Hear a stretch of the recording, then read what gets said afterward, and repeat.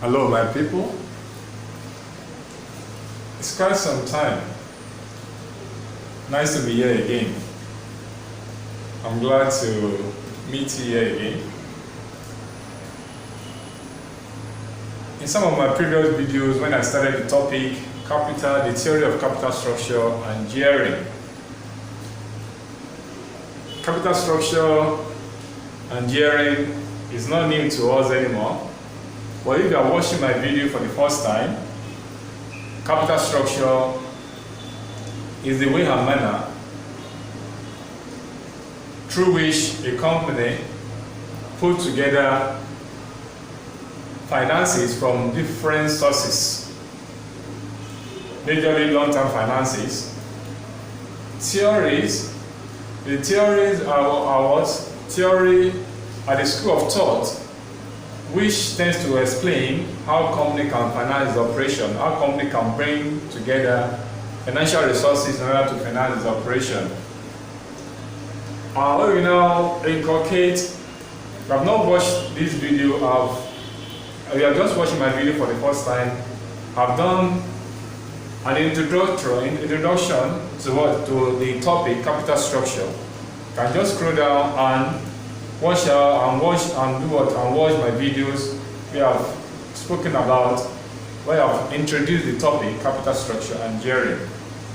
So therefore, when we now talk about gearing, in a nutshell, gearing can also be synonymously used as as risk. Another name for gearing, you can say this word is risk. Now, we want to measure the level of risk that a company has.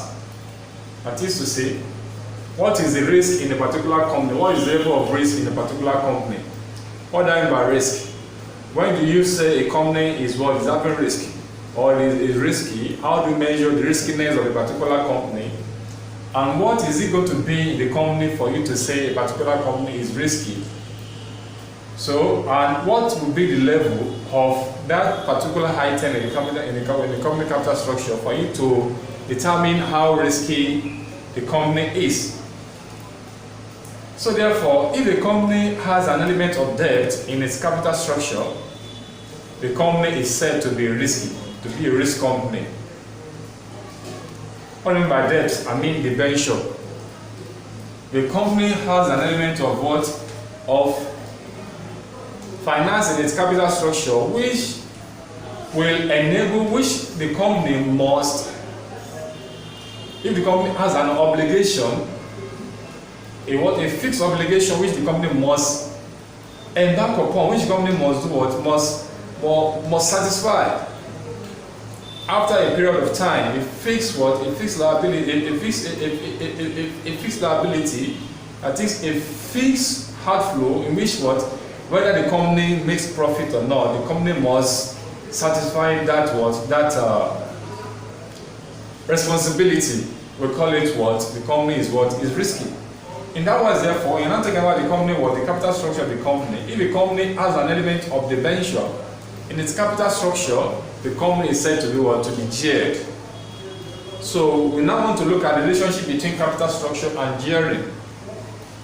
So what is the level of gearing in the capital structure of a company? So the level of gearing will depend on on the level of debt in the company. What is the introduction? Why is debt consisting why is the venture consisting the kind of gearing? Which type of which can also call risk to a company?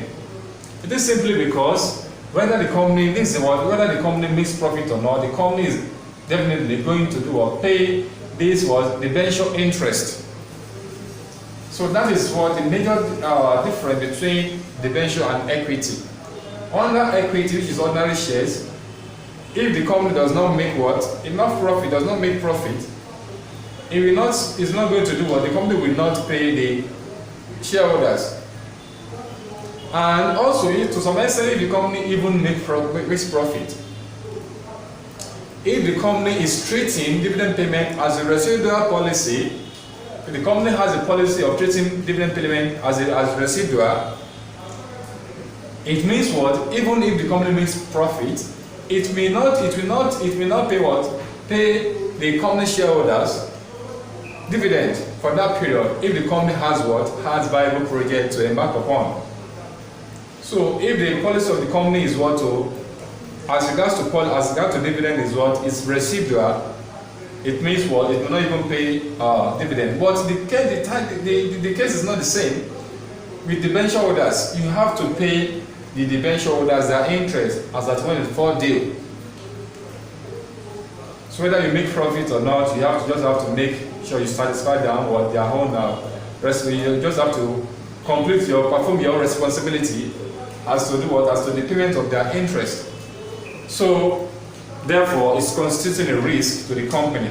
That is why we now say element of debt in the company is what is a risk to the company. By that, therefore, how do we now know what is the level of gearing in the company?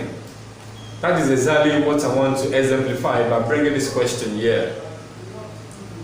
Looking at this question, the question says that they said Morire PLC is a machine tool company with the following capital structure as at 31st December 2020.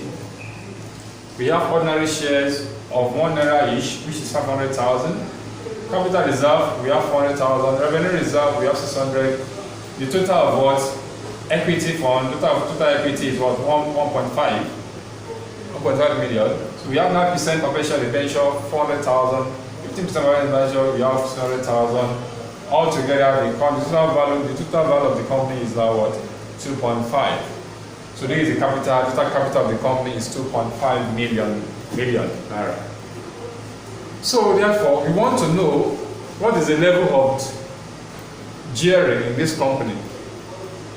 So additional information given to us in the question is what? The current yield on the debenture of this risk class is 12%. Current yield means what? Return on what? Return on the debenture. What the debenture holders are, the current yield, the current yield now, because of debt. The current price is 550 kobo, and earnings per share is 110 kobo. The current price is 550 kobo, and earnings per share is 110 kobo. At least we are making reference to what? To ordinary shares here. So requirement now, we are required to calculate capital gearing of the company as at 31st December 2020 using book value approach and what to market value approach. Now, this is the question, and we have to do what? To calculate the gearing of the company using book value and market value. In that wise, therefore,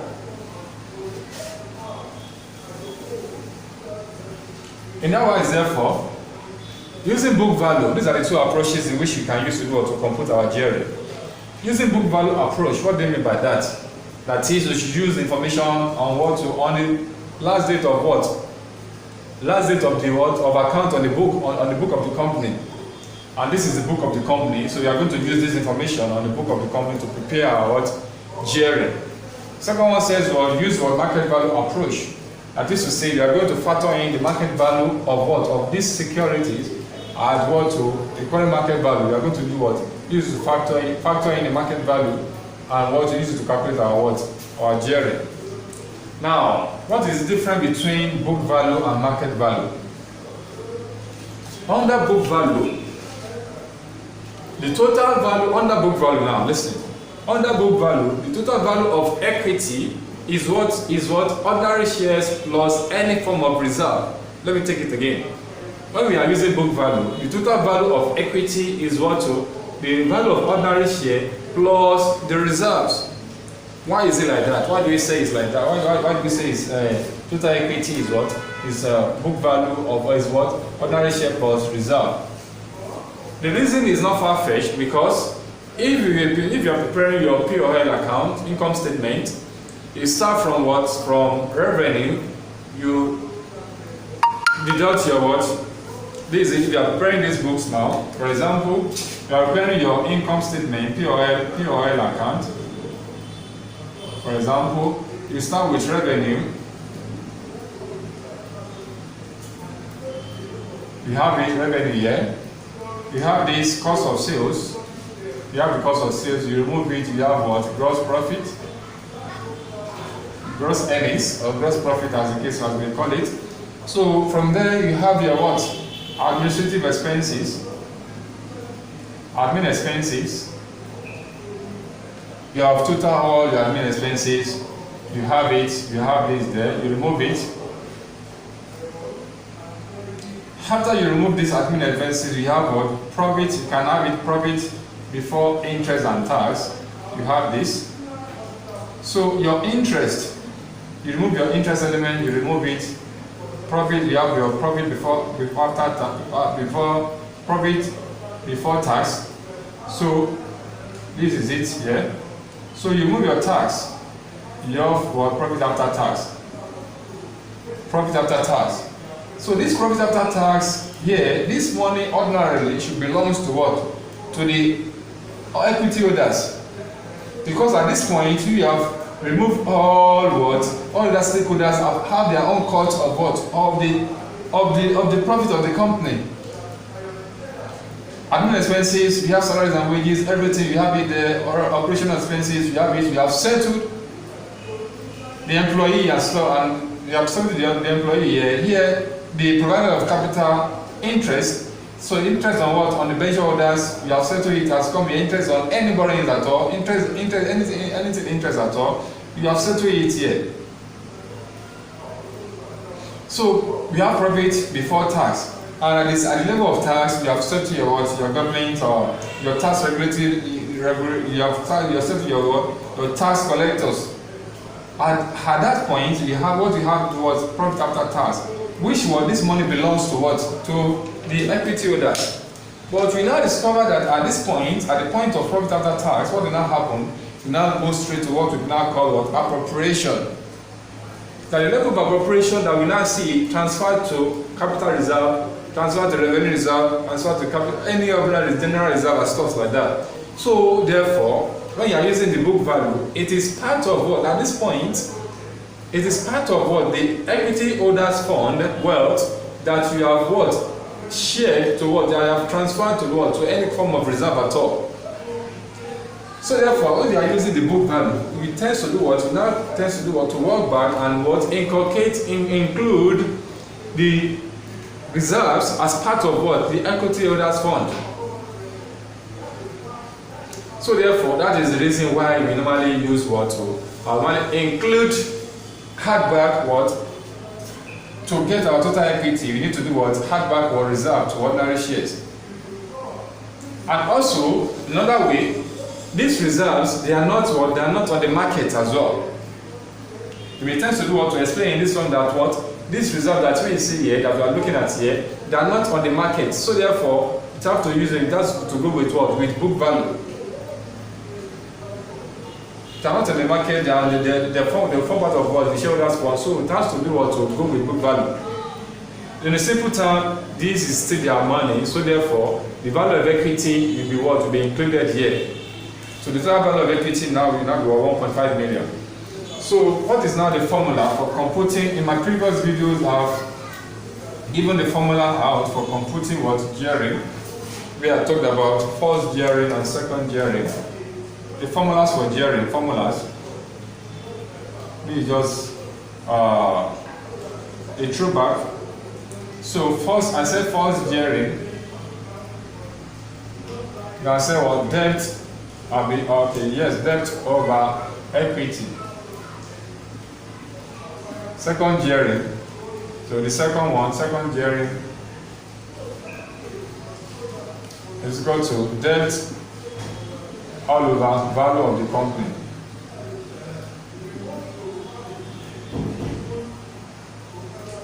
Where value of the company is equal to debt plus equity, equity plus debt. Equity plus debt. I put it in that form, equity plus debt. Equity plus debt, that will give us the value of the company. So as we have it here, this equity, this and debt, this debt, so we have 2.5. So, when using the book value, we have to do what? Just pick the value of debt you have in the company and use it on equity. So by that you get your gearing ratio. So solution now.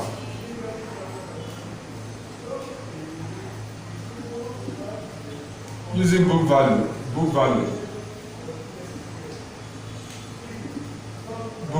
solution, book value approach.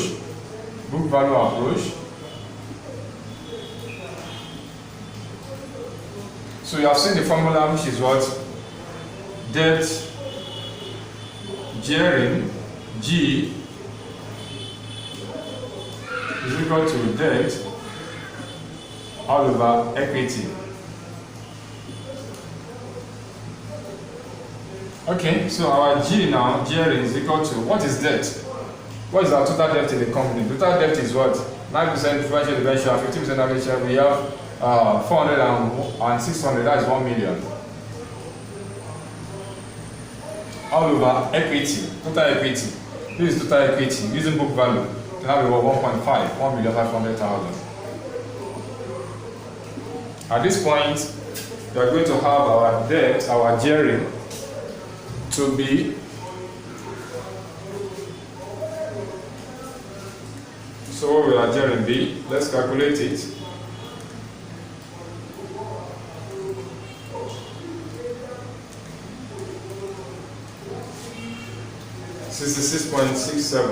That is 66.7%.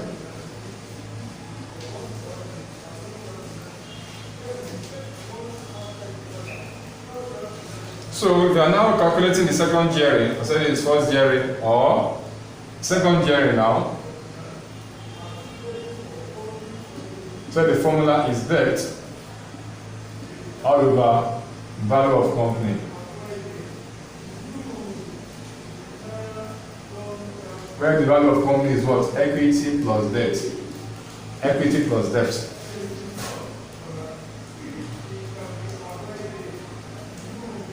Now, what is our debt? You still have our debt to be 1 million. Value of company. Equity plus debt. This is equity, this is debt. So debt 2.5. 2,500,000. So what do you have there?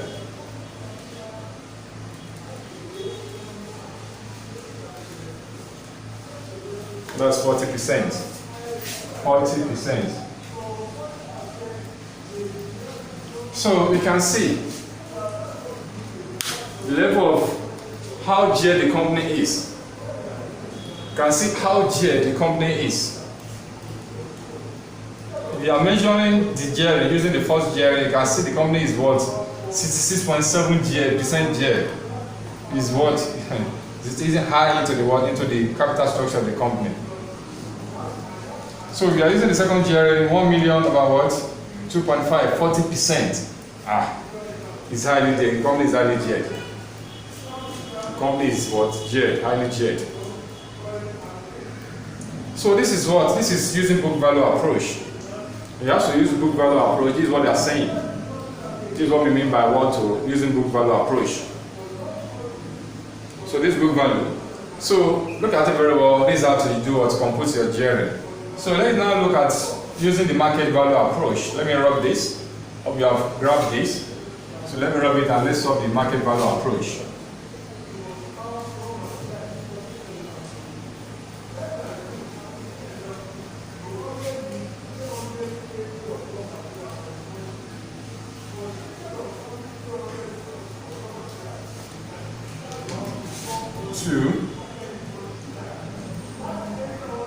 Using market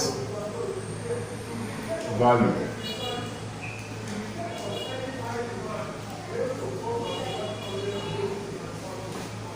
Using market value approach. Now, as I've explained earlier, so our gearing, the formula still remains.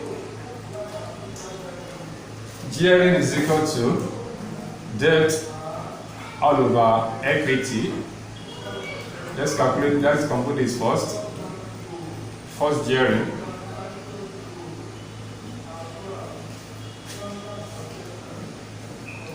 So, depth, and we are using market value now.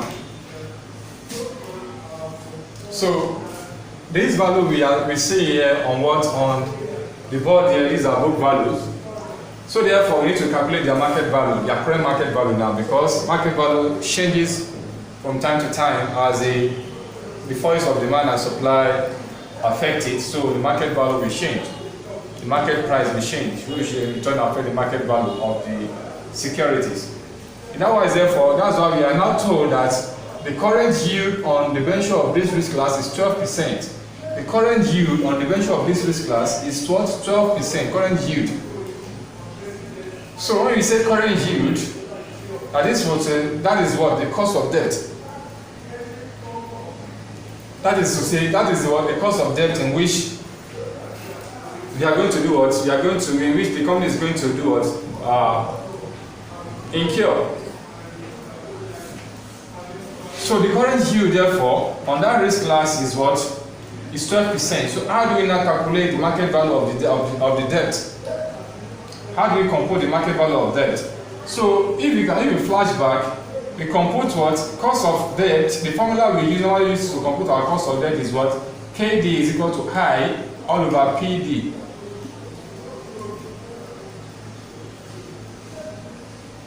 Cost of debt is equal to I over PD.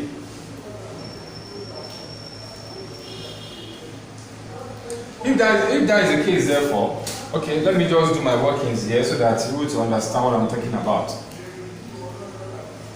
It is obvious that in solving this question, okay, let me solve this first. So let's compute our what? Market value for what? Market value of debt. So let's do our workings here. Workings. So market value of debt. Market value.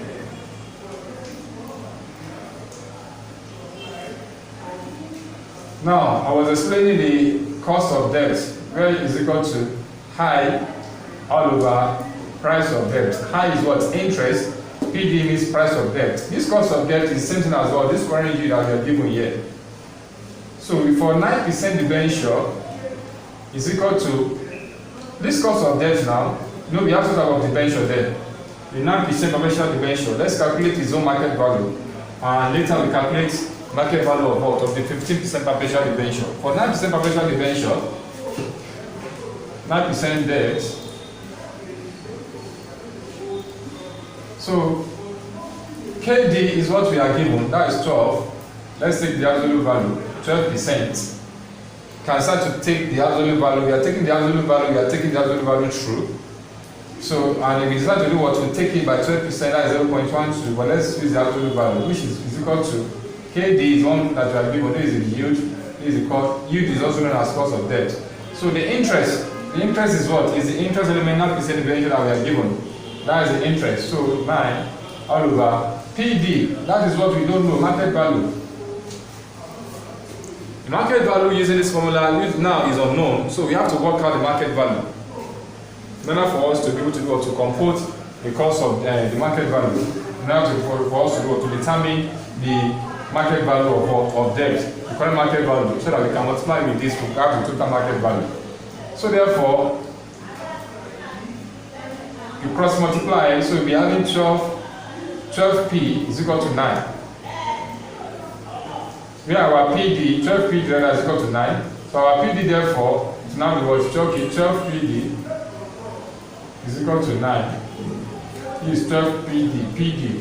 This multiplied by this, we have 12PD is equal to 9. So what will now be our PD? If that goes side by the coefficient of what? Of PD. That's what we are looking for. PD means price of debt. So therefore our PD is equal to 9 divided by 12, which is equal to what we have there.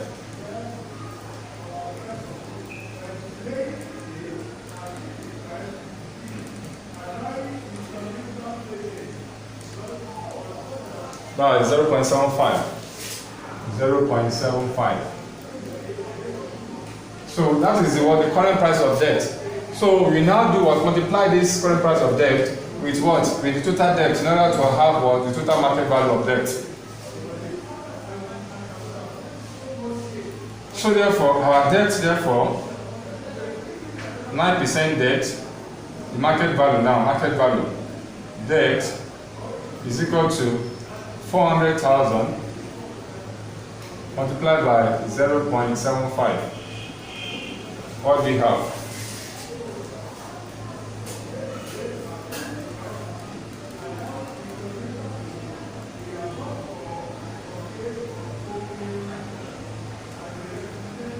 We have it to be 300,000. So what about the 12%? 15% rather, 15% debt. What will now be the market value? That's what we have 600,000 there.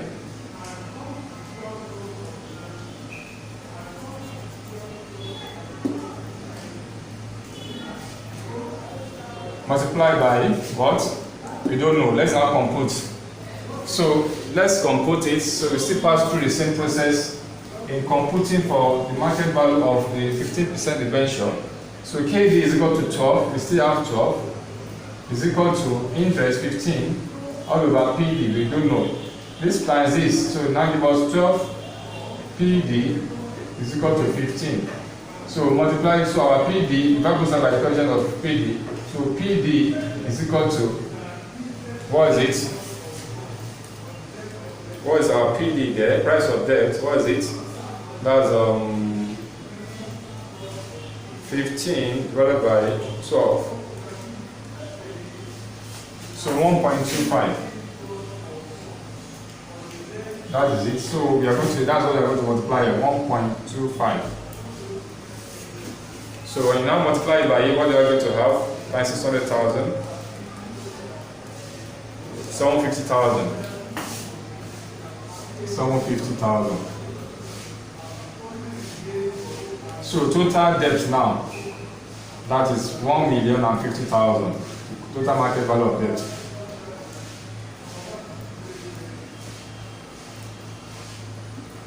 $1,050,000. These are value of debt. So equity too. What will now be the value of equity? What will now be the value of equity? Look at the information given to us. We are told that the current price is 550 kobo and earnings per share is 110 kobo. So shares, this is the current market value of what? Of shares. So we have to do what? Compute the market value of shares too. Please pardon me for rubbing out this. I need to maximize the space I have here. Okay, so market value of equity.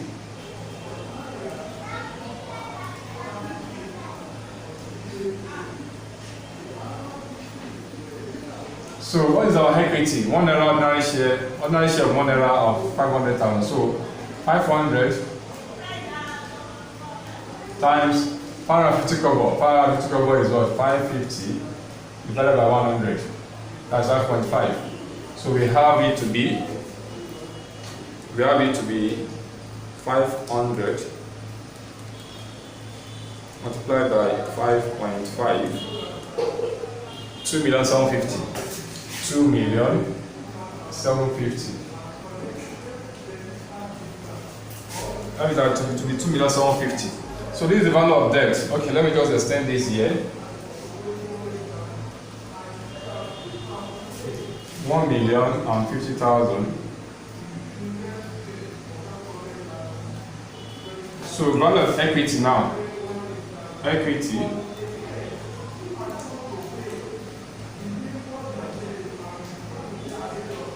So we have computed to be what? 2,750,000. So the total value will now be equals to 3.8. 3,800,000. So we now be the new value of the company.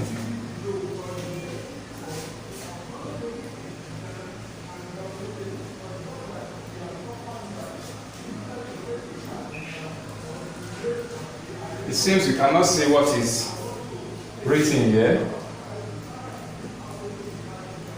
Cannot see what is written here. So let me just move forward, move up a little so that we can see what I've written there.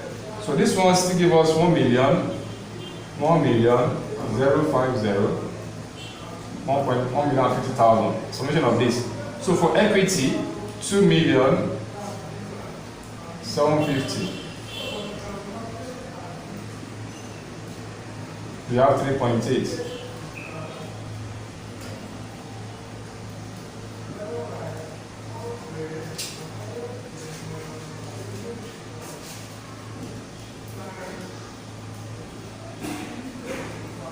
So 3.8.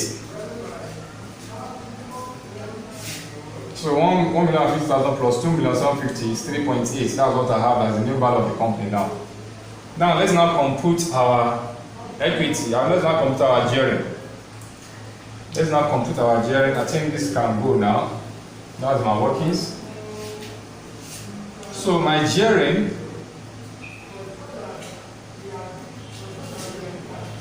so first gearing now. First gearing. G is equal to, please pardon me for the space constraint, just follow me what I'm saying. So what I've done is, you understand up to this point, I've converted to market value, we have 1,150,000. I also converted the equity, we have 2,750,000. Okay, so the gearing is what? Debt over equity. So debt all over equity, which is equal to, what is our debt now?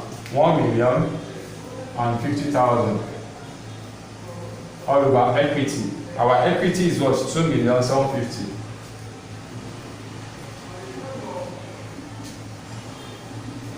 That's of course first gearing. So what do we have?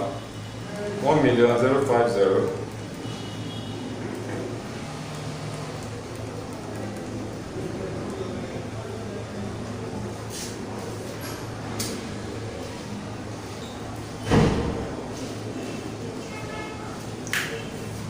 So we have 38.2% approximately.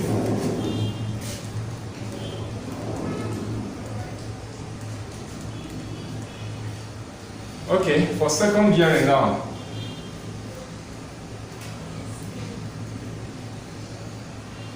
So we said is what? Debt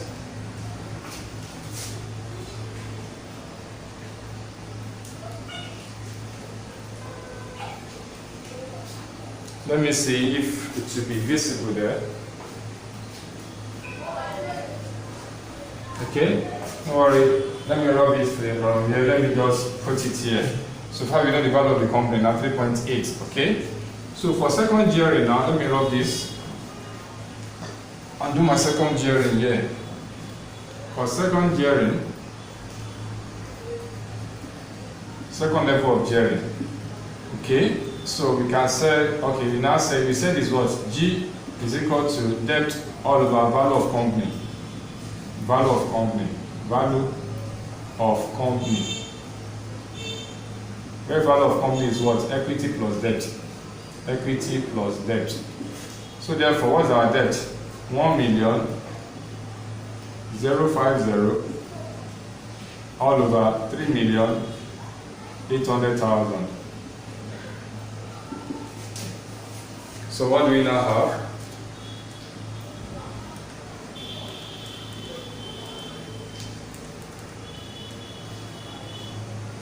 $27.6.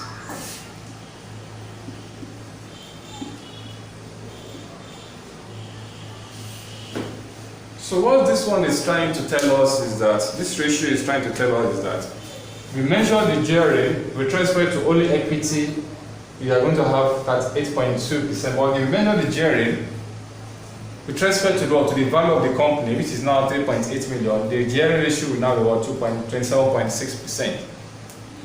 It's still very obvious that this gearing ratio are just too high. on both cases that we have computed is just too high for the company. So by this, therefore, we can tend to do what? To determine how geared a company is. How geared a company is. Because if a company continues to do what? To increase the level of gearing to a certain point, it will not be able to do what? To cope any longer. Though we have different school of thought, the modern school of thought is that what the gearing ratio of the company does not really matter so far the company can still what can still survive with it. That is to say, there's no optimal level. What the modern school of thought, which M&M belongs to, is that there's no optimal level of the gearing ratio of the company. Why they what? The traditional approach says well, there's an optimal level of gearing of the company, of gearing ratio of the company. That once you have reached the optimal level, you should not tend to do what? To increase the level of gearing of the company again. You should not try to do what? To introduce any level of any debt into the company capital structure anymore. But the M&M approach says what? There's no optimal capital structure, optimal what? Gearing level, optimal capital structure, which is talking about gearing level. So by this, we are going to see how we can compute the gearing ratio of a company to determine how risky the company is. At this point, when we call it a class now, we have exemplified. You have not watched my previous videos. We have talked about the theory we have discussed extensively. With these theories of capital structure and gearing, you can just watch, scroll down the videos, click on the videos and scroll down. You are going to see list of what videos we have explained extensively about what we call capital structure, about the theories of capital structure. At this point, therefore, I'm going to call it a class now. We'll meet next time to do what? To discuss more or to discuss a new topic on financial management. So thanks for watching and God bless. And please, if you have not subscribed to this YouTube channel, kindly do what? Click on the subscribe button, give it a thumb up, share the video, like the video, and introduce your friend to the video, to this YouTube channel rather, and let them subscribe. By this, you are doing or you are sharing knowledge. So, and I'm highly open to do to comment. If you have any comments, kindly go to the comment section, put in your comment, and I will respond appropriately. Thank you for listening, and God bless. Stay blessed. We'll see you next time.